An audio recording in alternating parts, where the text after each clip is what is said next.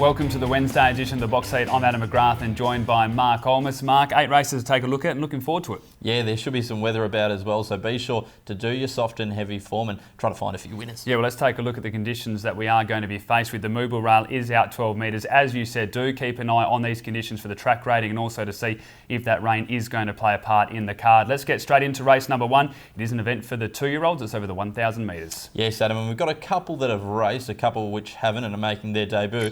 We'll have a look at Dazzling Poet, though, last start, running third behind Rock or Bust. Summer's Dream and Time on our side together from Is That Right? Down the outside, Rock or Bust, the roughie coming home right over the top of them though. Rock or Bust dashed up. This one's kicked to the lead at about 80 to 1 on the tote, and with bookies is running away from them. Rock or Bust from Thunderstrut, then Dazzling Poet, but there's a real turn up for the books. Rock or Bust. Interesting performance here by Dazzling Poet. Was backed in late on course. There was the short price favourite, but this is the horse that they supported now. It missed the start by 2 lengths and just had to work wide around the corner. Now ran on strongly, was a good performance in the end. I mean, still lost by 5 lengths, but to run into third after all of that effort on debut, this horse should only improve. Yeah, it should indeed. We'll soon find out a bit about those form lines. The 80 to 1 shot, Rock or Bust winning on that occasion by 5 lengths. So look, we'll see how that comes up. Number 6, Yendor's an interesting one as well. Probably found last start a bit too hard behind Akanar Star. The trial before that, when tracking wide, was really good though. As you said, you're looking at the best Saturday form lines we've seen so far when you do look at Akanar Star. So although beaten 8 lengths, they are going to be much slower in this race. So with the winkers going on, again, race experience for this filly by Dick Turpin. I expect improvement to come again. Let's talk one of the first starters, Adam, from the Brett Pope yard. Lies in Disguise. Troy Turner rides here. The trial was very impressive and good time, albeit up the straight. Was down the straight of Pindara, as you mentioned, and just had the ears pricked nicely, was under a nice hold and was able to extend late, which I really liked. I thought the horse did it at both ends without much pressure. So I think she's going to be really hard to beat. We've seen plenty of these fillies, Bifrost Giants, starting in the 2-year-olds, and I'm expecting her to be another nice one. But I'm going to go with number 1, Dazzling Poet. I think the improvement will be enough to see this horse win. From number 5, Kiss Bang Love. Number 8, Lies in Disguise. And at 3, Rajkovic. The 6 goes on top for me. Yendor from number 1, Dazzling Poet. 8, Lies in Disguise. And 9, Velvet Vixen. Race number 2, it's a maiden over the 1,500 metres. A full field at maiden as well, Mark, and some intriguing form lines to take a look at here to find the winner. There really is, Adam. There's plenty to go through here. We could potentially have a full field of 16 runners. I'm sure the rain will play a part. But number 13 could be Queen. Her second career start, she ran third behind Fontainebleau. Tried to go up near the inside, but getting a bit balked for room, and then Delavadova and Splash at the 300. Farrell on Premium Reward, go past Hopelander. They've booted 2 in front of Ram Rui. Back on the inside to Fontainebleau, finally getting clear, but Premium Reward sprints clear with 100 left to go. Kicked away, Fontainebleau gets into the open. It's coming quickly, Premium Reward, Fontainebleau. The form lines around Could Be Queen have really held up. We've seen Duke Hazard win on Saturday and Fontainebleau placed in that same race as well. So we know that these are genuine form lines now. The only concern for mine is barrier 11 and also that the bar plates are going on. But I mean, on form lines, if you're just trusting them, this horse should be winning this race. Another thing you can usually trust is the colours of Cerise and White and Grant and Alana Williams. Glenn Smith rides this first starter by Savabeel called Delantero. Now, this galloper hasn't won a trial yet, but has had a few preparations leading into this. I think first up over 1,500 metres, could potentially be heading towards a derby. Yeah, by breeding, this horse is going to play a serious part later on in the season, isn't it? So I'm excited to see what he can do on debut. As you mentioned, has had a couple of preps. They've been clearly very patient with him. I thought the trial wasn't sensational, but like you said, I think just wants further distance. Number 15 as well, Latakia Fries for mine. Look, on debut wasn't outstanding, but I think stepping out now to 1,500 metres will see the best of this daughter of Black Fries. The trial before that was superb. Yeah, the trial was really nice. The run behind Kingdom Empire, those form lines are certainly good enough. Like you said, I think the step up in distance is the key as well for her to play a part of filly by Black Fries. And the barrier, the only concern. They will jump from a wide gate, but should be able to run on strongly. I'm going to go with number 13. We saw the replay there. Could Be Queen. From number 18, if it gets a run, my kind of music, I think can play a part. Number 4, Thor's Touch, and 8, Delantero. Number 8 goes on top for me, Delantero. From number 9, Grand Cadeau.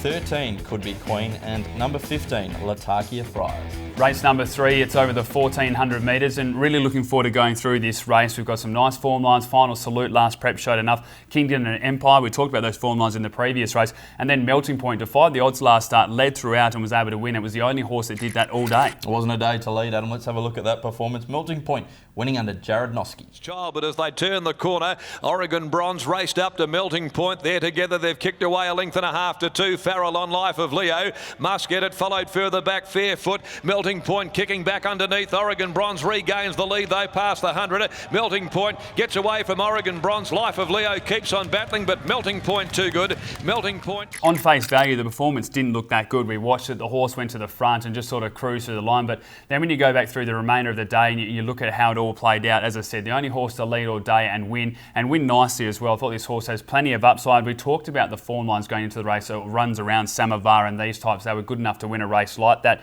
Now, the staying at the 1400 metres for mine is a small concern. Jared Noski and Jessica Velas both said that they expected this horse wants further, that 16 and 1800 metres as well. Paul Harvey takes the ride here. I think it has to be considered. Yeah, the other one that Jared Noski takes the ride on, which he won on last start as well, Kingdom and Empire. I take a strong lead through that Jared Noski ride in this galloper for Sharon Miller. Barrier 6, the win at Bunbury was good. Yeah, it's something to take a look at when you see Jared Noski choose this. I was in the mind of, does he just know that William Pike will ride Melting Point anytime when he comes back, and does he think Kingdom and Empire is a better horse? And the form lines around Kingdom and Empire are very good with Royal Missile, G-Boss, and even last start I thought the win was quite impressive because it was still very green. Should improve with this step up by 200 metres to the 1400 and again can play a part. Adam, we'll touch on a couple of more horses. Number 1, Final Salute, you mentioned, steamed home in the WA Guineas last time on the 19th of November. First up, he can run a race. Yeah, I think so as well. I mean, that variation form line, Swedish Memories, these types, they're good enough to win. Now, the recent trial was good over the 1,000 metres.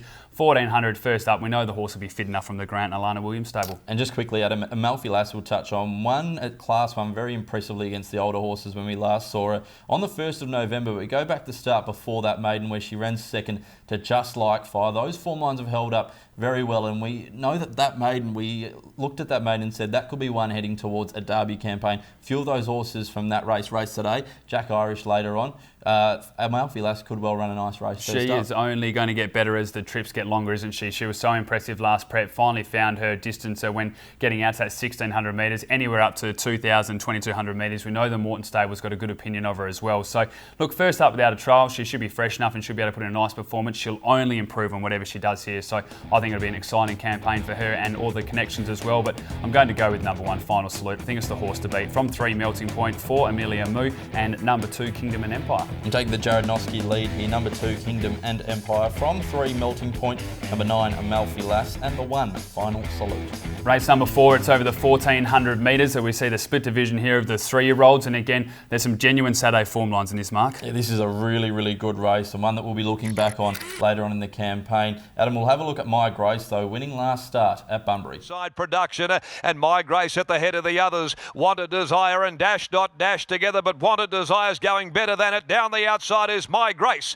My Grace coming home on the outside of Habanera. Go up to Wanted Desire. It's My Grace reaching the lead down inside the 100 and pulling clear. My Grace too good. Draws away. Beats Lucky on the outside. She's shown that she's super impressive, hasn't she? Because I think she's winning over distances that she's probably not really enjoying. We saw the 1100 metre win last prep, then the 1200 metre first up as we just saw there, and did it with ease as well. When she switches on, she just runs through that line so nicely. I think stepping up to the 1400 metres is ideal. There's good speed in this. General Hustle will go forward. We'll also see Master Magician has done that in recent times, and I even think that Lindsay Smith with the blinkers going on will go forward. So they'll have a nice tempo. I think this horse will just be running straight over the top of them. Yeah, I really like Golgotha here, one that you mentioned from the Lindsay Smith yard. Chris Parnham rides here. Noseband goes on and the blinkers go on. So those gear changes, expect improvement. Yeah, I go back to the run where Gangbuster beat Golgotha, but I was really impressed with the run of Golgotha. They went forward on that occasion, and William Pike was on board. It was just a real honest performance. I thought the recent trial was good. Blinkers on, drawn a gate, can play a part. We've also got number 1, General Hassan there.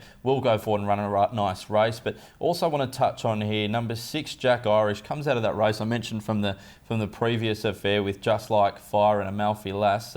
He can run a race first up, but will get better over further. Yeah, well, like you said, General Hassan form lines are really good. They're certainly going to hold up here and play a big part. And Jack Irish, I know you've got a nice opinion of as well. Did so much wrong last prep. That was the thing that I really liked about it. You could tell this horse was immature and was still a prep away. They've given it that time now. The recent trial was good. Only going to get better again the further this horse goes up. So I'm intrigued to see how it goes first up. Drawn barrier 1 with Paul Harvey on board, but I'm going to go with number 4, My Grace. I think this is ideal for her. From number 1, General Hassan, 2, Gangbuster, and 5, Golgotha. 4 on top for me too out of My Grace. From number 5, Golgotha, 1, General Hassan, and 2, Gangbuster.